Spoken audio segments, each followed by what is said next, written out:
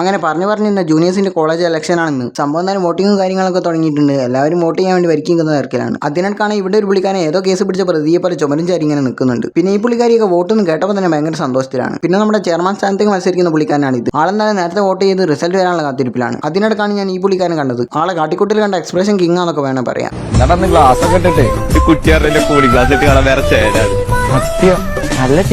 സംഭവം ഈ പുള്ളിക്കാരൻ ചെയർമാൻ സ്ഥാനത്തേക്ക് മത്സരിക്കുന്നുണ്ട്. ആളെന്തായാലും വിജയം ആദ്യം തന്നെ ഉറപ്പിച്ചിട്ടുണ്ട്. പിന്നെ വേറെ പോസ്റ്റിൽ മത്സരിക്കുന്ന പുള്ളിക്കാരന്മാരെല്ലാവരും ബൂത്തിന് മുൻപിൽ എന്തായാലും കാവൽ നിൽക്കുന്നുണ്ട്. ടീച്ചേഴ്സ് എന്തായാലും കാര്യമായ ഇലക്ഷൻ ഡ്യൂട്ടിയിലാണ്. സംഭവം എന്തായാലും ഓരോരുത്തരെ അവിടെ നിന്ന് ഇവിടെയുള്ള മഞ്ഞ ബോക്സിൽ പേപ്പർ കൊണ്ടെടുക്കുന്നുണ്ട്. പിന്നെ ഇലക്ഷന് മത്സരിക്കുന്നുണ്ടെങ്കിൽ ഇവർക്കാർക്കും ഞാനൊരു ടെൻഷൻ കണ്ടില്ല. അത് പിന്നെ ജയമോ തോൽവിയൊന്നുമല്ലല്ലോ, ഒരു മത്സരത്തിൽ പങ്കെടുക്കുക എന്നുള്ളതാണല്ലോ പ്രധാനം. ഇലക്ഷൻ എന്തായാലും അവിടെ നടക്കട്ടെ. വോട്ട് ചെയ്ത് ഞങ്ങളും വരെ നന്നായി ക്ഷീണിച്ചിട്ടുണ്ട്. പിന്നെ ജീവിതത്തിൽ ഒരിക്കലും ക്ഷീണത്തിന് അവസരം കൊടുക്കരുതെന്നാണല്ലോ, അതുകൊണ്ടൊന്ന് റിഫ്രഷ് ആവാന്ന് വിചാരിച്ചു. അങ്ങനെ ആ റിഫ്രഷ്മെന്റ് ഒക്കെ കഴിഞ്ഞ് തിരിച്ചു വന്നാൽ വോട്ടെണ്ണം കുറച്ച് ആൾ വേണമെന്ന് പറഞ്ഞു. പിന്നെ നോക്കിയില്ല, നേരെ അവിടെ കയറി. അതിനിടയ്ക്ക് ഒരു പുള്ളിക്കാരി വീഡിയോ എടുക്കാൻ നോക്കിയപ്പോൾ അവൾ അവരുടെ ക്യാമറ ഓണാക്കി എൻ്റെ നേരെ പിടിക്കുന്നു. എന്തൊക്കെ കാണണം. പിന്നെ നമ്മുടെ ക്ലാസ്സിൽ ഓവർ ടാലന്റ് പുള്ളിക്കാരനൊക്കെ റിസൾട്ട് എന്താവുന്നുള്ള ആകാംക്ഷയിലാണ്. അങ്ങനെ എന്തായാലും എല്ലാവരും വോട്ട് ചെയ്ത് എഴുതിയിട്ട് ബോക്സ് അവിടെ കൊണ്ടുവച്ചിട്ടുണ്ട്. സംഭവം എന്തായാലും വോട്ടെണ്ണലും അങ്ങനെ തുടങ്ങിയിട്ടുണ്ട്. അങ്ങനെ എന്തായാലും ഒരു സെക്ഷൻ കഴിഞ്ഞപ്പോൾ സാർ ഇപ്പം ഞാൻ ലീഡ് ചെയ്യുന്നുള്ള നമ്പറൊക്കെ എഴുതിയെടുക്കാണ്. അങ്ങനെ എന്തായാലും വോട്ടെണ്ണൽ അവസാനിച്ച് ഓരോ സെക്ഷനിലും ജയിച്ചവരുടെ പേര് എഴുതിക്കൊണ്ടിരിക്കുകയാണ്. അങ്ങനെ എന്തായാലും പ്രിൻസ് ജയിച്ചവരുടെയൊക്കെ പേരുകൾ അനൗൺസ് ചെയ്തു. ഇനി കുറച്ച് കാലത്തേക്ക് ഇവർ ഭരിക്കും. അത് പിന്നെ യുവത്വം നയിക്കട്ടെ, നാട് വളരട്ടെ, അങ്ങനെ എന്തോ ആണല്ലോ. അപ്പോൾ ഇത്രേ ഉള്ളൂ.